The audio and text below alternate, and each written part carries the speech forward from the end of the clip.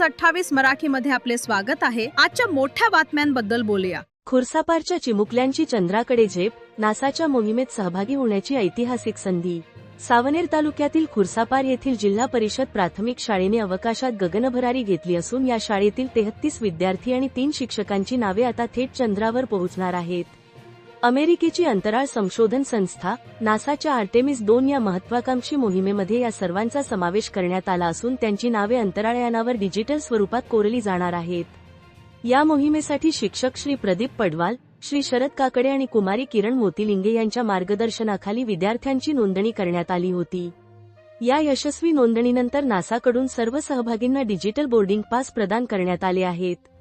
यामुळे विद्यार्थ्यांमध्ये प्रचंड उत्साहाचे वातावरण असून ग्रामीण भागातील मुलांनी थेट जागतिक पातळीवरील विज्ञानाशी नाते जोडले आहे।